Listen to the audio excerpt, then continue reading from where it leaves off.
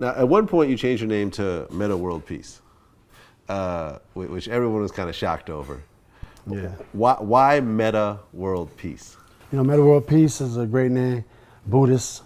I grew up a Baptist in the Baptist church, but as you get older, things change in your life, and so I'm really adjusted to the Buddhism way of thinking. So you're a Buddhist? I'm not Buddhist, but I definitely I meditate a lot.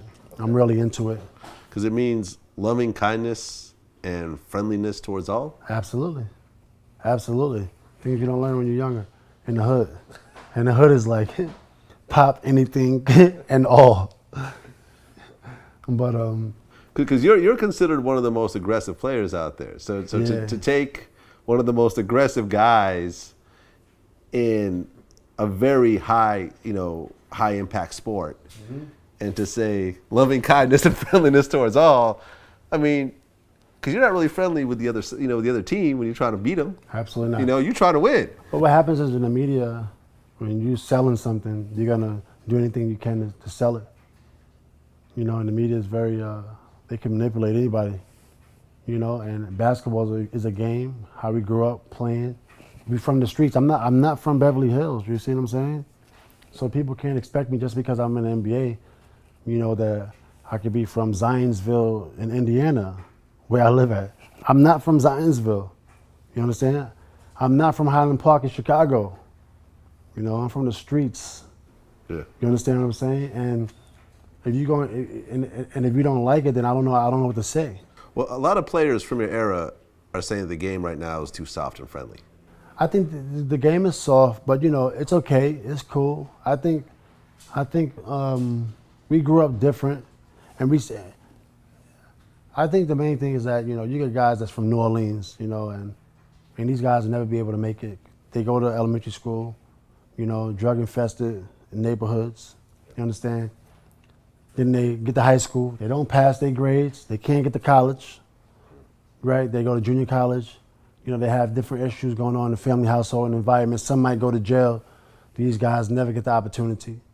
I was one of the guys that got the opportunity because I stayed narrow. I was on that thin line, and which is a lot of guys that are on that thin line. You understand? We're not from Beverly Hills. We're from basically, it's like a war zone where we're from. So you can't expect me to act, accordingly, when I'm on that court. Now, the flip side, yeah, you could get rid of me. You could badmouth me in the media, and you could, not deal with me. Brands could not deal with me. Yeah, it's cool, and I understand they don't want to deal with a street dude like myself. You understand? But it is what it is. I love the streets. I love the hood. That's never gonna change. Right. I've heard stories. I changed my name to Metta because the reason I changed my name to Metta because I feel a certain way about my environment and my earth and my people. Yeah. And people around me. So I'm not gonna let anybody influence me and tell me that I'm a bad dude or I don't like people or I'm just me. Nah, I'm more than that. I survived. A tough place. I survived drug-infested neighborhoods. I mean, I've heard stories like people telling me how they would see Ron Artest in Queensbridge just walk around by himself, like no security, just chilling. Like, what I'm saying? Which you don't see a lot of, right. Celebrities of your caliber doing anymore. But sometimes in the hoods, and whether I was walking around Chicago, LA, or Queensbridge, sometimes you get people who are afraid to go back after they make a certain amount of money. I never wanted to be that person, that was afraid to walk anywhere, because, then I walk around in fear, and that's not me. You understand? But I have a lot of great friends in my neighborhood, people that's in jail right now, people that's still in the neighborhood, people that, but at the same time, we all grew up the same way. So when people talk about, if you talk about Dennis Rodman, you talk about me.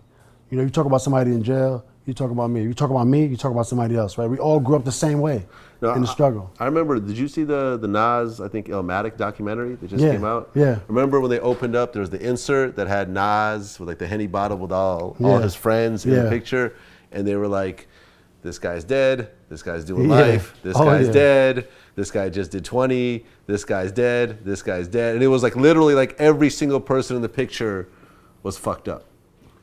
Yeah, that's how it Except is. except for Nas and Jungle, pretty much. That's how it is. Yeah. That's exactly how it is. But people don't understand that. I can't go to Coca-Cola and say, listen, I want to endorse Coca-Cola, but listen, my boy, you know, he just went to jail for 10 years, and that's my man, and he always gonna be my man. You know understand what I'm saying? Coca-Cola. They don't want to hear that. Yeah. Nah, I they feel don't want to you. hear that. And or I can't go to like, you know, State Farm and be like, yeah, I want to do a State Farm commercial, but listen, you know, I'm from the streets. I'm always represent the hood. I'm ghetto, and it is what it is. You see what I'm saying? Now I could switch up I could have, you know, came into the league a little different, but I never wanted to forget where I'm from. I didn't want to totally change. Now, Metta World Peace, yeah, that's a little different. That's me. I feel like that. But at the same time, I still love where I'm from. You understand? Do you think that the Pacers Pistons brawl that happened, do you think that always kind of haunts you when it comes to endorsements and that type of thing? Well, I mean, the Pistons brawl, yeah, it could haunt me when it comes to endorsements or different corporate opportunities. But that's a part of me. Somebody did something to me. I reacted, you know. I can't change who I am. Yeah. I can't change the fact that, you know, I had to grow up in survival mode. And then when I get older, if you put me in a situation where I got to survive, I will. It was a time, it happened. You know, it was something that you wish it didn't happen because you lost a lot of money, but you put yourself in a situation, anybody put themselves in a situation, you know, they probably would have done the same thing. It was unfortunate. But what do you think really triggered it going over the top the way it did? Because fights happen. what do you in the think NBA. triggered it? I don't know. I don't know. I don't know either. If you don't know, I don't know. If you don't know, I don't know. If you don't know, I don't know. Right, because then even the fans started getting involved in it and everything. It was, You know, it was. If nobody knows what happened, then I don't know what happened. I ain't gonna lie. sure. Yeah. I feel you. You had talked about at one point in an interview that you used to drink Hennessy during halftime. I mean, when I was young, I used to do wild stuff. You know, things that I don't recommend. You know, I had one moment where I was like spiraling down. And that was too many things going on in my life. And that was part of it. And part of it, yeah. I think I was before the game. I kind of took a sip of some things, but it was a part of my life where things were spiraling downwards, and it wasn't that bad. Nothing was spiraling downwards. Just mentally, I wasn't strong mentally. Everything just got to me as a 19-year-old kid. Oh, so this was when you were 19. I was like 19, and yeah, everything would get to me. You know, I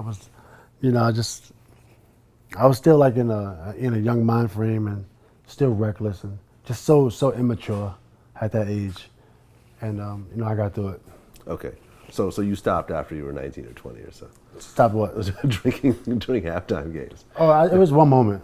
So it was just one time. It was one moment. Yeah, I had a moment, and Because, for example, Dennis Rodman used to talk about this type of thing all the time. He used to talk about how he used to just get bent the night before and show up, right. with like still hung over during the games. See, that's not you can't do that if you're an athlete, And now I'm clean. I'm like 90% vegan. I don't drink, unless I have some red wine, But when you're younger, you're just reckless, immature. You just do what you feel is right at the time, But if you want to be a really good athlete, or you want to be great. Right. I don't recommend you have that lifestyle. Right. I don't recommend you drink at all, ever. Right, because like Kobe, I heard, has never drank.